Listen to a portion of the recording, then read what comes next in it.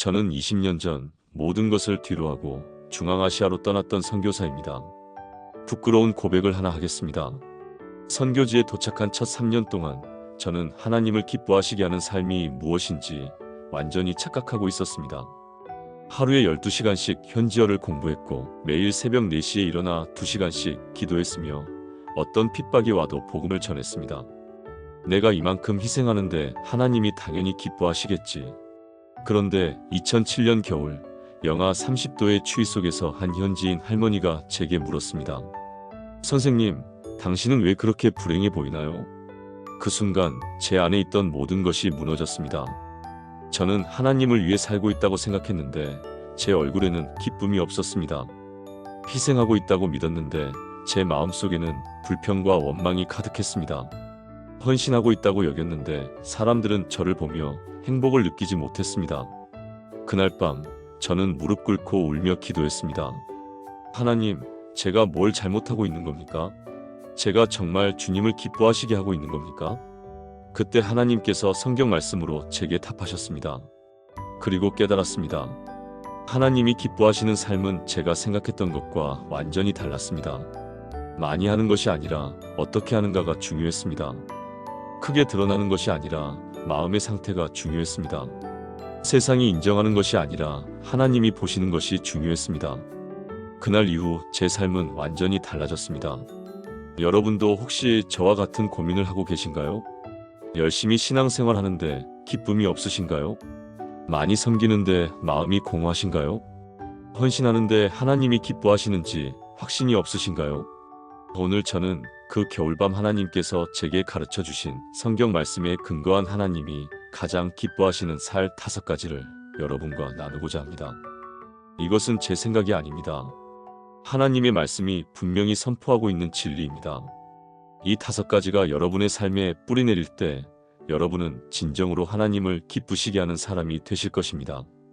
많은 사람들이 하나님을 기뻐하시게 하려면 더 많이 해야 한다고 생각합니다.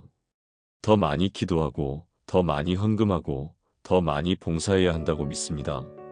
그런데 하나님께서 가장 먼저 보시는 것은 우리가 무엇을 하는가가 아니라 어떤 마음으로 하는가입니다. 교만한 마음으로 드린 헌신은 하나님께 상처가 됩니다. 겸손한 마음으로 드린 작은 순종이 하나님을 기쁘시게 합니다. 성경은 이렇게 선포합니다. 사람아, 주께서 선한 것이 무엇임을 내게 보이셨나니 여호와께서 내게 구하시는 것은 오직 정의를 행하며 인자를 사랑하며 겸손하게 내 하나님과 함께 행하는 것이 아니냐. 미가 6장 8절. 이 말씀은 선지자 미가를 통해 주신 하나님의 음성입니다. 당시 이스라엘 백성들은 화려한 제사와 많은 헌물로 하나님을 기뻐하시게 할 수 있다고 착각하고 있었습니다. 수천 마리의 양을 드리고 만 개의 강물처럼 기름을 부으면 하나님이 기뻐하실 거라고 생각했습니다. 심지어 자신의 장자를 드리는 것까지 고려했습니다. 하지만 하나님은 말씀하십니다. 내가 원하는 것은 그런 것이 아니다. 겸손하게 나와 함께 행하는 것이다. 겸손은 자신을 낮추는 것만이 아닙니다. 하나님을 높이는 것입니다. 내가 한 일이 아니라 하나님이 하신 일을 인정하는 것입니다. 내 힘으로가 아니라 하나님의 은혜로를 고백하는 것입니다. 그렇다면 우리는 어떻게 겸손한 마음으로 살 수 있을까요? 첫째, 매일 아침 이렇게 고백하세요. 오늘 제가 숨쉬고 살아있는 것도 하나님의 은혜입니다. 둘째, 무언가 잘 되었을 때 내가 잘해서가 아니라 하나님께서 도우셔서라고 말하세요. 셋째, 다른 사람을 섬길 때 내가 베푸는 것이 아니라 하나님께 받은 것을 나누는 것이라고 생각하세요. 넷째, 기도할 때 제가 이만큼 했으니가 아니라 하나님의 자비를 구합니다라고 간구하세요. 제가 선교지에서 만났던 박영애 권사님 이야기를 나눠드리겠습니다. 권사님은 서울에서 30년 넘게 교회를 섬기신 분이셨습니다. 새벽기도 한 번도 빠진 적 없고 구역장도 15년 하셨으며 헌금도 늘 감사하게 드리셨습니다. 그런데 63세가 되던 해 건강검진에서 암 진단을 받으셨습니다. 그날 밤 권사님은 너무 억울했다고 하셨습니다. 하나님, 제가 이렇게 충성했는데 왜 이런 일이 생깁니까? 제가 새벽마다 기도했는데 구역원들 섬겼는데 11조 꼬박꼬박 드렸는데 그런데 기도 중에 미가 6장 8절 말씀이 떠올랐다고 합니다. 겸손하게 내 하나님과 함께 행하는 것. 그 순간 깨달으셨답니다. 자신이 30년 동안 하나님을 섬긴 것이 아니라 사실은 거래를 하려고 했다는 것을요. 내가 이만큼 하면 하나님이 나를 축복하실 거야 라는 교만한 마음이었다는 것을요. 그날부터 권사님의 기도가 바뀌었습니다. 하나님, 제가 30년 동안 섬길 수 있게 하신 것도 은혜였습니다. 제가 오늘 하루 더 살게 하시는 것도 은혜입니다. 병이 낫든 안 낫든 하나님을 사랑합니다. 놀랍게도 6개월 후 암이 완전히 사라졌습니다. 의사도 기적이라고 했습니다. 하지만 권사님은 이렇게 고백하셨습니다. 더 큰 기적은 제 마음이 변한 거예요. 교만에서 겸손으로, 거래에서 사랑으로. 이제 저는 하나님이 정말 기뻐하시는 삶이 무엇인지 알았어요. 사랑하는 여러분, 지금 저와 함께 이렇게 기도해 보시겠습니까? 사랑의 하나님 아버지, 오늘 겸손의 은혜를 구합니다. 제가 한 모든 일이 사실은 하나님의 은혜였음을 고백합니다. 제 안에 있던 교만과 자랑을 내려놓습니다. 오직 하나님만 높이며 겸손하게 주님과 함께 행하기를 원합니다. 제 마음을 낮추시고 주님을 높이게 하소서. 예수님의 이름으로 기도합니다. 아멘. 여러분도 오늘부터 겸손한 마음으로 하나님과 동행하시길 바랍니다. 그것이 하나님을 기쁘시게 하는 첫 번째 비결입니다. 많은 사람들이 하나님께 큰 헌신을 드리면 하나님이 기뻐하실 거라고 생각합니다. 화려한 찬양, 긴 금식, 많은 헌금.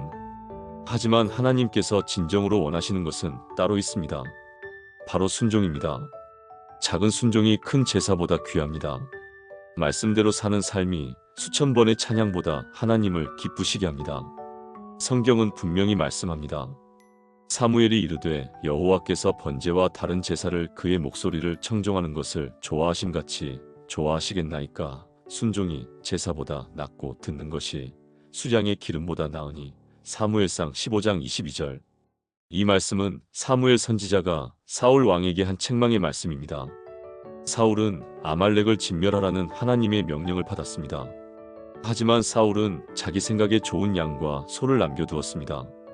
이것들로 하나님께 제사를 드리면 더 기뻐하시지 않을까? 그러나 하나님은 그의 제사를 거절하셨습니다. 왜냐하면 순종하지 않았기 때문입니다. 하나님은 우리의 창의적인 헌신이 아니라 말씀에 대한 단순한 순종을 원하십니다. 이렇게 하면 더 좋지 않을까?가 아니라 말씀대로 하겠습니다가 하나님을 기쁘시게 합니다. 그렇다면 어떻게 순종하는 삶을 살 수 있을까요? 첫째, 매일 성경을 읽으며 오늘 내게 주시는 말씀이 무엇인가? 를 물으세요. 둘째, 말씀을 듣고 좋은 말씀이네로 끝내지 말고 오늘 무엇을 실천할까? 를 결정하세요. 셋째, 순종이 어려울 때 내 방법을 고집하지 말고 하나님의 방법을 신뢰하세요. 넷째, 작은 순종부터 시작하세요. 큰 순종은 작은 순종들이 모여 만들어집니다. 2012년 봄, 우즈베키스탄 타슈켄트에서 만났던 김철수 집사님 이야기를 나눠보겠습니다. 집사님은 당시 48세로 중견 기업의 이사로 일하고 계셨습니다. 연봉 1억 원이 넘었고 회사에서 인정받는 임원이었습니다. 교회도 열심히 다니셨습니다. 주일 예배 빠지지 않고 11조도 잘 드렸습니다. 그런데 어느 날 새벽기도 중에 하나님께서 마음에 감동을 주셨다고 합니다. 내 재능을 선교지에서 사용하라. 처음엔 은퇴 후에 단기 선교라도 가야겠구나 생각하셨답니다. 그런데 그 감동이 계속되었습니다. 지금 가라. 집사님은 고민이 깊어졌습니다. 지금 회사를 그만두면 퇴직금도 없고 아이들 학비도 문제고 노후 준비도 안 됩니다. 하나님, 제가 여기서 더 많이 벌어서 선교 헌금을 크게 드리면 안 될까요? 그게 더 효율적이지 않을까요? 하지만 하나님의 음성은 분명했습니다. 사무엘상 15장 22절 말씀이 계속 떠올랐습니다. 순종이 제사보다 낫다.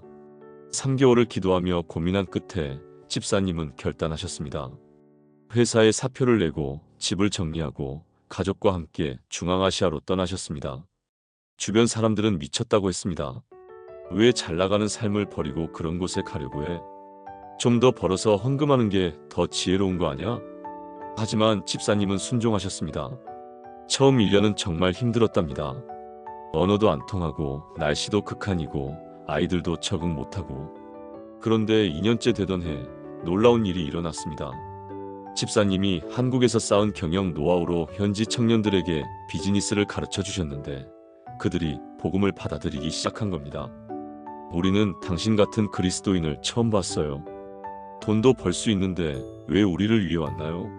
5년이 지난 지금 그곳에는 40명의 현지인 성도가 모이는 교회가 세워졌습니다.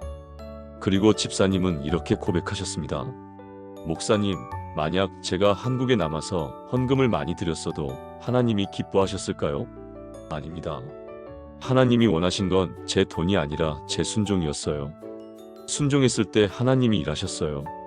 지금 저와 함께 기도하시겠습니까? 전능하신 하나님, 순종의 은혜를 구합니다. 제 생각과 계획을 내려놓고 주님의 말씀에 순종하기를 원합니다. 순종이 제사보다 낫고 듣는 것이 순양의 기름보다 나음을 믿습니다. 오늘 주신 말씀을 실천하게 하시고 작은 순종부터 시작하게 하소서. 하나님의 방법을 신뢰하며 말씀대로 살게 하소서. 예수님의 이름으로 기도합니다. 아멘.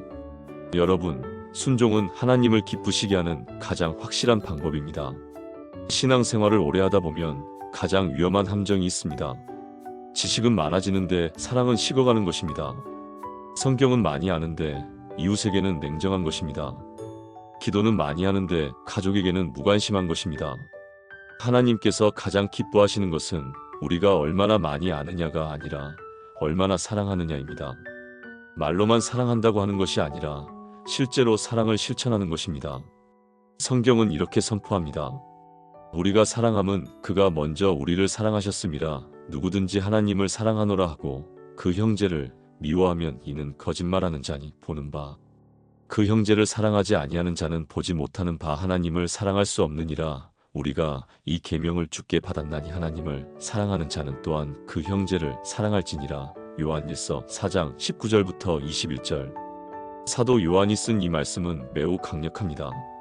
하나님을 사랑한다고 말하면서 형제를 미워하면 거짓말쟁이라고 합니다. 보이는 형제를 사랑하지 못하면서 보이지 않는 하나님을 사랑할 수 없다고 합니다. 당시 초대교회에는 영지주의자들이 있었습니다. 그들은 우리는 하나님을 안다.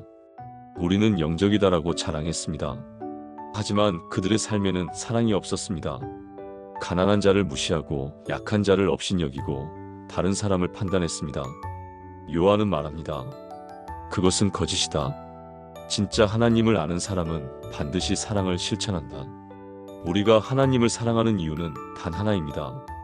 하나님께서 먼저 우리를 사랑하셨기 때문입니다. 우리가 의로워서가 아닙니다. 우리가 자격이 있어서가 아닙니다. 하나님께서 먼저 조건 없이 완전히 우리를 사랑하셨습니다. 그 사랑을 받은 사람은 반드시 다른 사람을 사랑하게 됩니다. 그렇다면 어떻게 사랑을 실천할 수 있을까요? 첫째, 가장 가까운 사람부터 사랑하세요. 가족, 배우자, 부모님, 자녀들. 둘째, 말로만 사랑한다고 하지 말고 구체적인 행동으로 보여주세요. 셋째, 사랑하기 어려운 사람을 위해 기도하세요. 기도하면 미운 마음이 녹습니다. 넷째, 작은 섬김부터 시작하세요. 한 끼 식사 대접, 따뜻한 말 한마디, 진심 어린 관심. 카자흐스탄 알마티에서 만났던 이순자 권사님의 이야기를 나눠드리겠습니다. 권사님은 당시 67세셨는데 혼자 사시는 분이셨습니다. 남편은 10년 전에 돌아가셨고 자녀들은 모두 외국에 나가 있었습니다. 한국 교회를 40년 넘게 다니셨지만 마음속에는 큰 상처가 있었습니다. 교회에서 장로님과 갈등이 있었는데 그 장로님이 권사님을 무시하는 말을 했던 겁니다.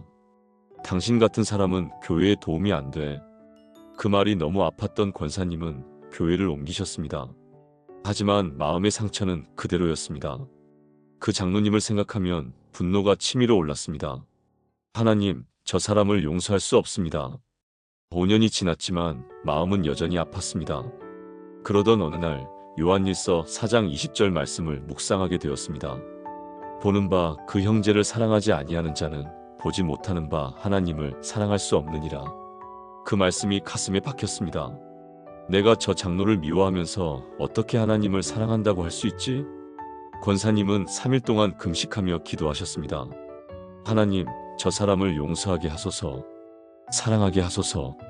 처음에는 형식적인 기도였습니다.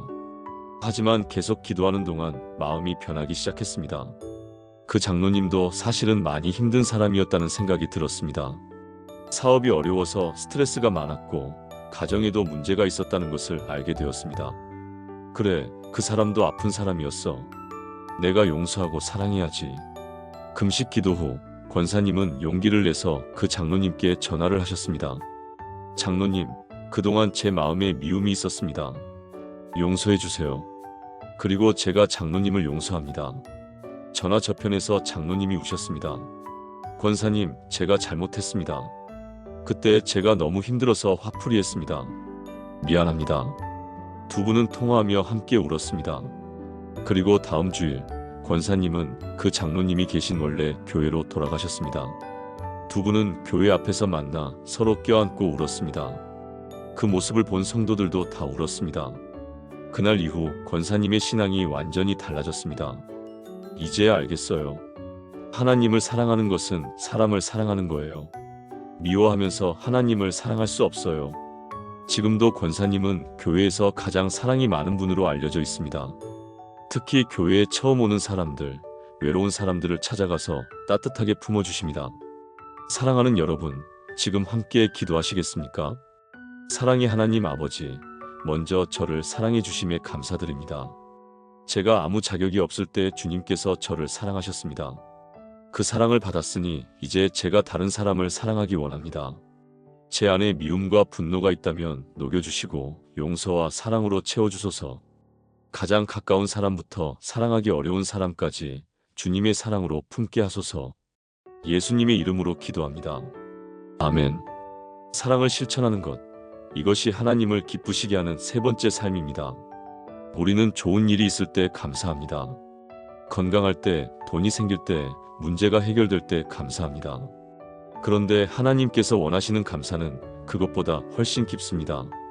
범사에, 즉 모든 상황에서 좋을 때나 나쁠 때나 기쁠 때나 슬플 때나 감사하는 것입니다. 이것이 하나님의 뜻입니다. 이것이 하나님을 기쁘시게 하는 삶입니다. 성경은 이렇게 명령합니다. 항상 기뻐하라, 쉬지 말고 기도하라, 범사에 감사하라. 이것이 그리스도 예수 안에서 너희를 향하신 하나님의 뜻이니라. 데살로니가전서 5장 16절부터 18절. 바울이 데살로니가 교회에 보낸 이 편지는 매우 특별합니다. 항상 쉬지 말고 범사에 예외가 없습니다. 당시 데살로니가 교회는 극심한 박해를 받고 있었습니다. 성도들은 재산을 빼앗기고 가족을 잃고 생명의 위협을 받았습니다. 그런 상황에서 바울은 범사에 감사하라고 합니다. 이것은 상황이 좋아서 감사하라는 것이 아닙니다. 상황과 관계없이 하나님께서 함께 하시고 선하신 계획이 있음을 믿고 감사하라는 것입니다. 감사는 우리의 감정이 아니라 믿음의 결단입니다. 좋은 일만 골라서 감사하는 것이 아니라 모든 일 속에서 하나님의 선하심을 발견하고 감사하는 것입니다. 그렇다면 어떻게 범사에 감사할 수 있을까요? 첫째, 매일 아침 눈을 뜨면 하나님, 오늘 하루를 주셔서 감사합니다라고 고백하세요. 둘째, 어려운 상황에서도 이 속에서 배울 것이 있을 것입니다. 감사합니다라고 기도하세요. 셋째, 감사 노트를 만들어 매일 3가지씩 감사한 일을 기록하세요. 넷째, 불평이 나오려고 할 때 의도적으로 감사를 고백하세요. 키르기스스탄 비슈케크에서 만났던 정밀한 자매님 이야기를 나눠드리겠습니다. 자매님은 당시 35세로 남편과 함께 선교사로 파송받아 온 지 1년이 된 분이셨습니다. 그런데 선교지에 온 지 8개월 만에 남편이 교통사고로 하늘나라에 갔습니다. 순식간에 일어난 일이었습니다.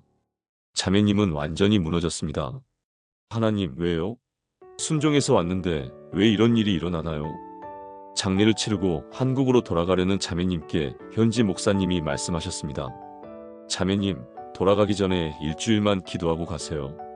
자매님은 눈물로 범벅이 된 채 일주일 동안 금식하며 기도하셨습니다. 3일째 되던 날 데살로니가전서 5장 18절 말씀을 읽게 되었습니다. 범사에 감사하라. 이것이 그리스도 예수 안에서 너희를 향하신 하나님의 뜻이니라. 범사에 감사하라고요? 지금 이 상황에서요? 자매님은 반발했습니다. 하지만 그 말씀이 계속 마음에 남았습니다. 4일째, 자매님은 울면서 기도하셨습니다. 하나님, 이해는 안 되지만 순종하겠습니다. 남편을 데려가신 것도 감사합니다. 그 순간이었습니다. 마음에 평안이 임했습니다. 이상하게도 슬픔이 사라진 것은 아니었지만 그 슬픔 속에서 하나님의 평안이 느껴졌습니다. 5일째, 자매님은 감사 기도를 시작하셨습니다. 하나님, 8개월이라도 남편과 함께 선교할 수 있게 하셔서 감사합니다. 남편이 주님 품에 안겼으니 더 이상 아프지 않아서 감사합니다. 저를 홀로 두지 않으시고 함께 하시는 하나님께 감사합니다. 하나하나 감사를 고백할수록 마음에 힘이 생겼습니다. 7일째, 자매님은 결단하셨습니다. 한국으로 돌아가지 않고 이곳에 남겠습니다. 남편의 꿈을 이어가겠습니다. 그때부터 자매님의 사역이 시작되었습니다. 남편이 섬기던 현지 청년들을 계속 섬기셨고 특히 미망인들과 고아들을 돌보셨습니다. 사람들이 물었습니다. 어떻게 그렇게 밝을 수 있어요? 남편을 잃었는데. 자매님은 대답하셨습니다. 범사에 감사하라고 하셨거든요. 이것도 하나님의 뜻이라 믿어요. 슬프지만 감사해요. 3년이 지난 지금 그곳에는 자매님이 세운 고아원이 있습니다. 15명의 아이들이 그곳에서 자라고 있습니다. 그리고 자매님은 이렇게 고백하셨습니다. 만약 제가 그때 원망하고 한국으로 돌아갔다면 이 아이들을 만나지 못했을 거예요. 감사가 제 삶을 바꿨어요. 감사가 하나님의 뜻을 이루게 했어요. 지금 함께 기도하시겠습니까? 전능하신 하나님, 범사에 감사하는 은혜를 구합니다. 좋을 때만이 아니라 어려울 때도 감사하기를 원합니다. 이해되지 않는 상황 속에서도 주님의 선하심을 믿고 감사합니다. 항상 기뻐하고 쉬지 말고 기도하며 범사에 감사하는 삶을 살게 하소서. 이것이 주님을 향하신 하나님의 뜻임을 믿습니다. 예수님의 이름으로 기도합니다. 아멘. 여러분, 범사에 감사하는 것이 하나님을 기쁘시게 하는 네 번째 삶입니다. 마지막으로 하나님을 가장 기쁘시게 하는 것은 바로 믿음입니다. 아무리 많은 것을 하고 아무리 헌신해도 믿음이 없으면 하나님을 기쁘시게 할 수 없습니다. 반대로 비록 작은 일이라도 믿음으로 하면 하나님은 크게 기뻐하십니다. 믿음은 하나님과 우리를 연결하는 끈입니다. 믿음은 불가능을 가능하게 만드는 능력입니다. 믿음은 하나님의 마음을 움직이는 열쇠입니다. 성경은 이렇게 선포합니다. 믿음이 없이는 하나님을 기쁘시게 하지 못하나니 하나님께 나아가는 자는 반드시 그가 계신 것과 또한 그가 자기를 찾는 자들에게 상 주시는 이심을 믿어야 할지니라. 히브리서 11장 6절. 이 말씀은 믿음에 대한 가장 명확한 정의입니다. 히브리서 기자는 믿음이 없이는 하나님을 기쁘시게 할 수 없다고 단언합니다. 예외가 없습니다. 아무리 좋은 일을 해도 믿음이 없으면 하나님을 기쁘시게 못합니다. 그렇다면 하나님을 기쁘시게 하는 믿음은 무엇일까요? 첫째, 하나님이 계시다는 것을 믿는 것입니다. 보이지 않지만 계시고 들리지 않지만 듣고 계시며 느껴지지 않아도 함께 하신다는 확신입니다.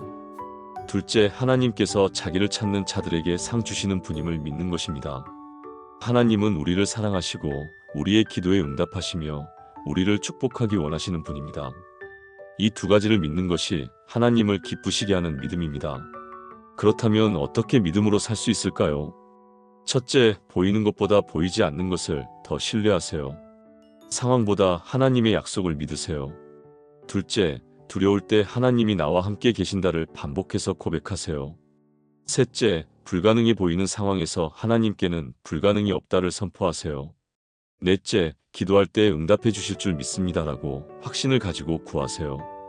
타지키스탄 두샨베에서 만났던 최영수 목사님 이야기를 마지막으로 나눠드리겠습니다.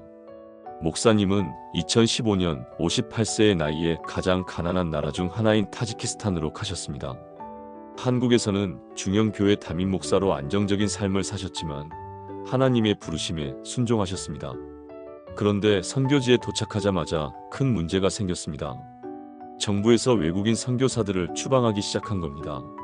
이미 10명의 선교사가 강제 출국당했습니다.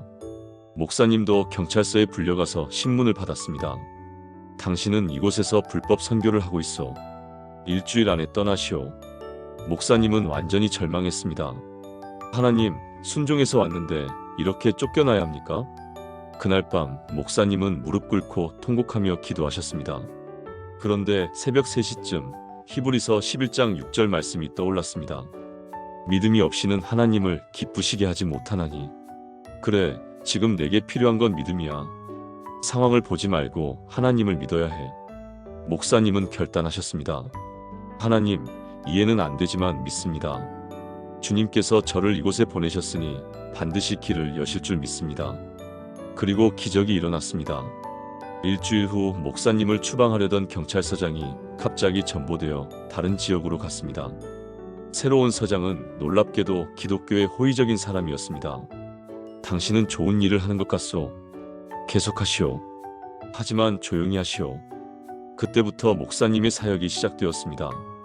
가난한 사람들에게 직업 훈련을 시켜주고 아픈 사람들을 돌보고 아이들을 가르쳤습니다. 처음에는 5명으로 시작한 예배가 1년 만에 20명, 2년 만에 50명, 지금은 120명이 모입니다. 하지만 가장 큰 기적은 따로 있었습니다. 3년 전 목사님을 추방하려던 그 경찰서장이 다시 돌아온 겁니다. 그런데 이번에는 추방하러 온 것이 아니었습니다.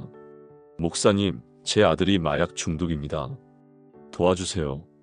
목사님은 그 아들을 6개월 동안 돌보며 복음을 전했습니다. 놀랍게도 그 청년이 완전히 변화되었습니다. 마약을 끊고 예수님을 믿고 지금은 그 교회에서 청년부 리더로 섬기고 있습니다. 그리고 그 경찰서장도 지금은 교회에 나옵니다. 목사님은 이렇게 고백하셨습니다. 만약 제가 처음 쫓겨날 뻔했을 때 믿음을 포기하고 떠났다면 이 모든 일을 보지 못했을 거예요. 믿음이 하나님을 기쁘시게 한 거예요. 믿음이 불가능을 가능하게 만든 거예요. 그 후로 목사님은 어떤 어려움이 와도 이렇게 기도하신답니다. 하나님, 저는 상황을 보지 않고 주님을 봅니다. 주님께서 계시고 주님께서 상 주시는 분임을 믿습니다. 사랑하는 여러분, 마지막으로 함께 기도하시겠습니까? 전능하신 하나님, 믿음의 은혜를 구합니다. 보이지 않아도 주님께서 계심을 믿습니다. 들리지 않아도 주님께서 듣고 계심을 믿습니다. 느껴지지 않아도 주님께서 함께 하심을 믿습니다. 주님은 자기를 찾는 자들에게 상 주시는 분이십니다.